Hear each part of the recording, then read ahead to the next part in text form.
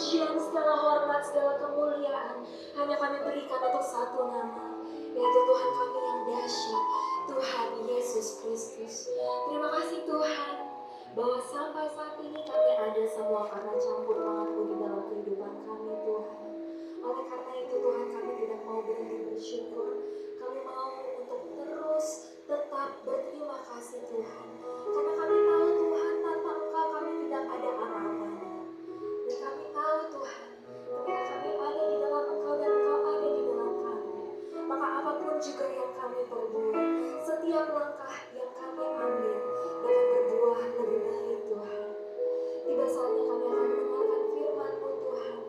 Berkati hamba-Mu yang sederhana ini Tuhan.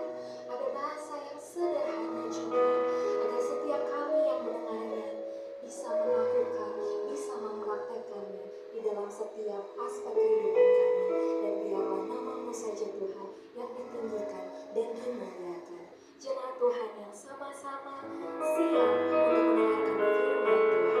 Sama-sama kita katakan amin. Puji nama Tuhan. Shalom. Shalom. Silakan duduk. Ada sukacita pada siang hari ini, amin.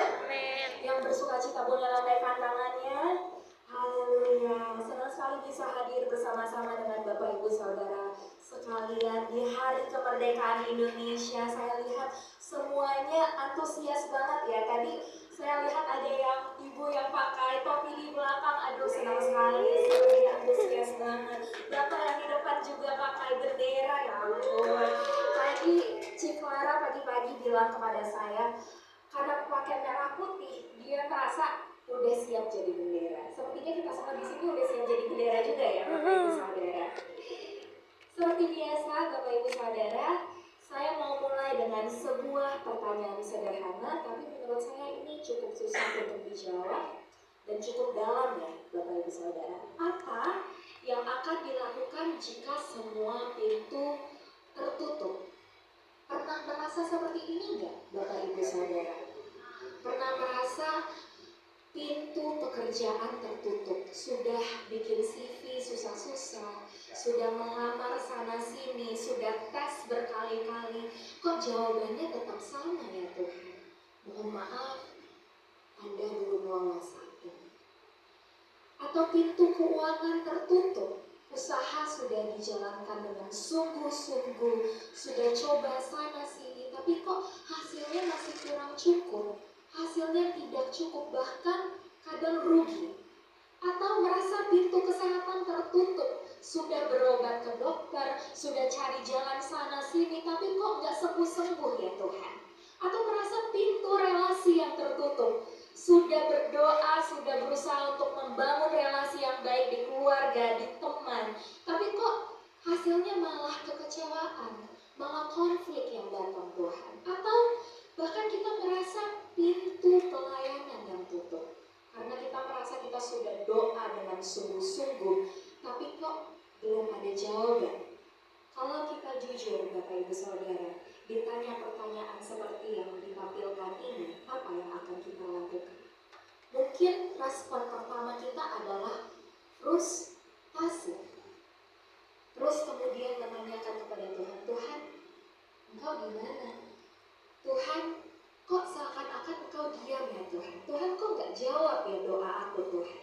Ada juga yang mungkin meresponnya dengan putus asa, tidak mau datang lagi ke gereja, tidak mau lagi berdoa karena merasa semuanya sia-sia. Atau Bapak Ibu Saudara, ada juga yang meresponinya dengan memilih jalannya sendiri, yaitu kompromi dengan dosa, mencari cara karena merasa Tuhan begitu lambat. Tapi hari ini Bapak Ibu Saudara, firman Tuhan yang saya ambil dari Kisah Para Rasul 16 mau mengingatkan kita semua bahwa meskipun semua pintu dunia seakan-akan tertutup, tapi pintu doa dan pintu puji-pujian tidak pernah akan tertutup. Amin.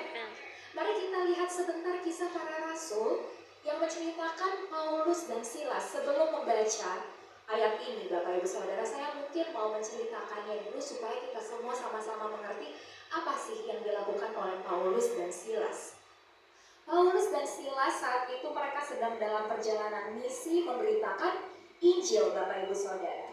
Nah, kalau kita baca ya Bapak Ibu Saudara, Kisah Para Rasul 16, satu perikop itu, dijelaskan ada satu perempuan. Perempuan ini itu dirasuki oleh roh tenung. Roh tenung itu apa Bapak Ibu Saudara? Roh yang bisa meramal. Jadi perempuan ini diperalat oleh beberapa majikannya untuk meramal, sehingga majikan-majikannya ini mendapat kekayaan